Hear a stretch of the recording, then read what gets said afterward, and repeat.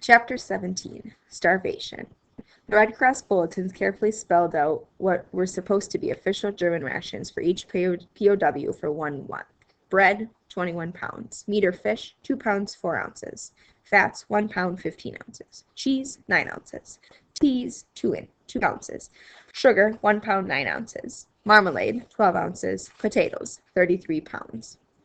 In reality, during the early weeks of 1945, we often got nothing but potatoes or kohlrabi.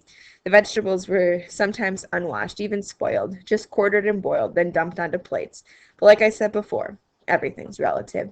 Even this sounded good later when we could no longer find the fuel to cook the vegetables. Of course, there was no butter, no gravy, no sour cream.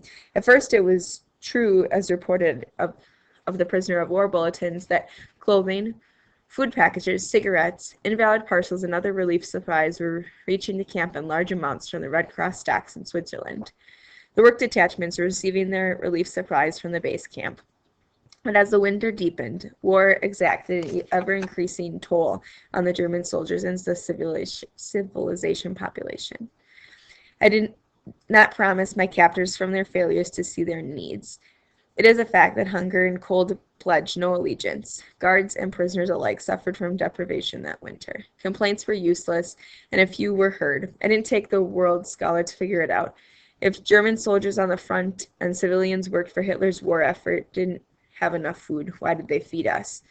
And so it was that hunger once again became my constant tormentor. This time there was no food, no farm to produce produce to steal, nothing in the garbage cans to scavenge, and the PKGs arrived open and plundered of everything edible. Occasionally, a few cigarettes or a pair of socks got through. There were rumors from time to time about some other items in our PKGs that were used for interesting bartering. One story that is more than likely true deals with soap that came from our other goodies, told by a man I never met but probably would have found interesting and amusing. Oh, and there were 2 bars of soap we got in the Red Cross parcels, which the Germans never had, and they relished the soap. There was a period of time where a lot of women used to parade.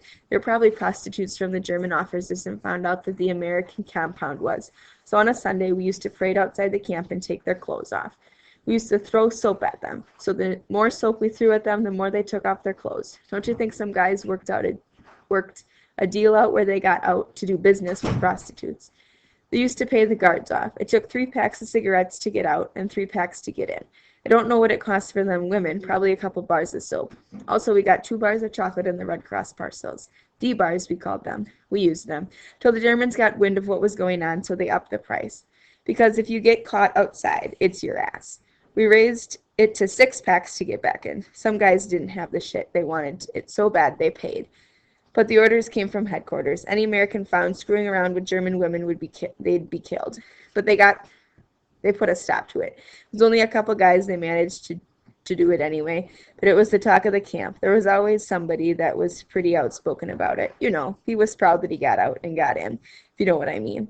But then they put a stop to it. They wouldn't allow the women to come around.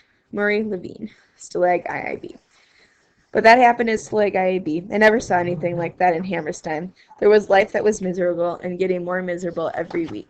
Many days, the only thing that fed us to keep us going was the idea that liberation and going home to our loved ones was just around the corner.